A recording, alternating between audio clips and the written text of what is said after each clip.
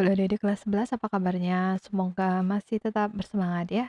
Nah, materi kali ini kita akan membahas mengenai bayi kembar. Oke, kita lihat proses bayi kembar itu sebenarnya diawali dari pembuahan satu telur atau dari dua sel telur yang berbeda ya adik-adik. Sehingga nanti ada yang disebut dengan kembar identik yang sama, mirip, identik satu dengan lain. Contohnya seperti ini. Kemudian ada yang disebut dengan kembar non-identik. Mengapa dia tidak identik? Yang disebut dengan fraternal karena berasal dari dua sel telur yang jelas berbeda ya sel telurnya yang dibuahi oleh dua sel sperma. Jadi masing-masing sel telur dibuahi oleh sel sperma. Nah, kembar identik sendiri, satu sel telur yang dibuahi, ini nanti membelah. Oke, setelah dia menjadi zigot, membelah sempurna. Tapi sebenarnya tidak hanya itu saja ya adik-adik, bayi kembar ada lebih kurang kita akan membahas 5 macam bayi kembar pada video kali ini. Nah, kita lihat dulu, kita bahas kembali untuk kembar monozigot yang disebut juga dengan bayi kembar identik tadi, bahwa sel telur, ini satu sel telur dibuahi oleh satu sel sperma, kemudian hasilnya nanti zigot yang selanjutnya membelah dan menghasilkan dua embrio yang nanti berbeda ya, dia membelah sempurna. Jadi dari sini satu membelah dua, membelah sempurna. Nah, nanti bisa saja amnionnya ini berbeda atau sama ya, jadi saling sharing. Ya, seperti ini kalau amnionnya, kantongnya ini sama, kalau ini berbeda. Oke, yang disebut dengan diamnion kalau berbeda masing-masing punya satu kantong amnion atau kalau hanya punya satu disebut monoamnion ya, seperti ini.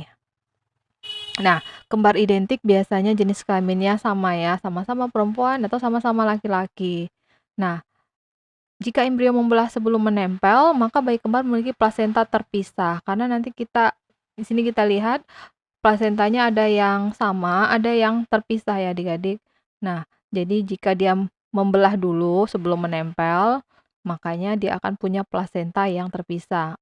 Sementara kalau dia menempel dulu, menempel pada rahim ya, karena kan mengalami implantasi, baru kemudian membelah. Nah, nanti masing-masing punya plasenta dan tali pusar sendiri.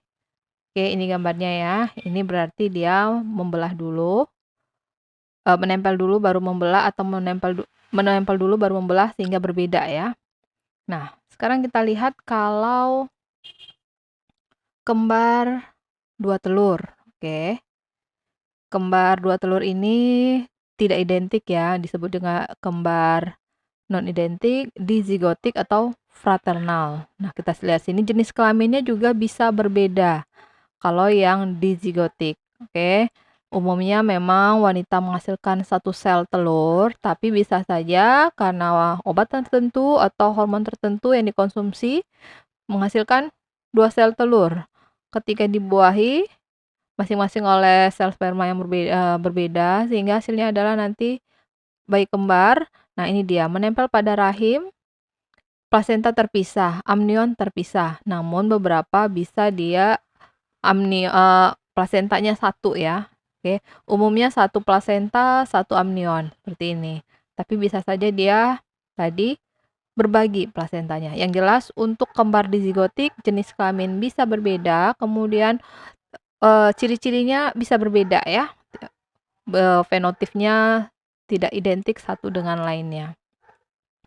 Nah, kemudian ada juga yang disebut dengan kembar siam adik-adik. Ini sebenarnya berasal dari kembar satu telur ya. Jadi satu telur yang dibuahi oleh sperma, tapi pembelahannya tidak berlangsung dengan sempurna. Tadi kalau berlangsung sempurna hasilnya adalah kembar identik ya, kembar satu telur monozigot. Nah, ternyata ini pembelahannya tidak sempurna. Oke, sehingga nanti akan ada bagian yang menempel satu atau beberapa bagian saling menempel. Kalau ini sepertinya bagian punggung ya, bagian punggung bisa, panggul bisa, atau bagian dada atau bagian perut.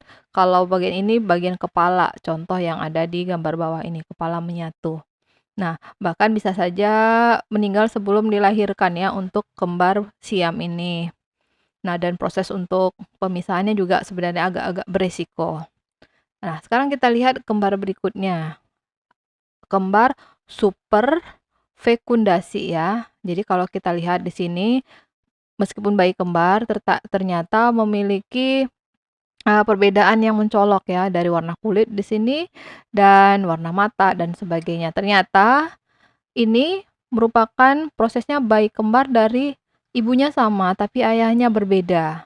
Oke, sehingga nanti pembuahan dari 2 sel telur, oke, tetapi terjadi pada siklus, menstruasi, siklus haid yang sama ya, dan ini memang sangat langka. Biasanya kalau sudah hamil, kemudian tidak akan terjadi kehamilan berikutnya ya, ketika terjadi pembuahan. Ternyata ini tidak. Makanya nanti karena berasal dari sel sperma dari ayah yang berbeda, nah berarti anak yang dilahirkan meskipun kembar bisa berbeda seperti ini. Ini disebut dengan kembar superfekundasi. Ada juga yang disebut dengan kembar, ini yang kelima ya adik-adik, superfetasi. Nah, ini kehamilan susulan yang terjadi pada ibu yang sedang hamil. Jadi ibu itu sedang hamil, kemudian hamil lagi, janin baru terbentuk lagi ketika rahim ibu sudah mengandung janin dari pembuahan sebelumnya. Oke, seperti ini. Jadi bisa saja dari ayah yang sama atau ayah yang berbeda, tapi yang jelas ketika sudah hamil, nah terjadi lagi kehamilan, janin terbaru terbentuk lagi ketika di dalam rahim ibu tuh sudah ada janin ya dari pembuahan sebelumnya. Nah, itu tadi macam-macam kembar, umumnya memang yang kita tahu adalah kembar identik, kemudian non identik, ternyata ada kembar lain selain kembar siam ya. Nah, semoga ini bisa menambah wawasan kalian. Kalau kalian masih punya pertanyaan, silakan kalian tuliskan pertanyaan kalian pada kolom komentar ya adik-adik. Salam.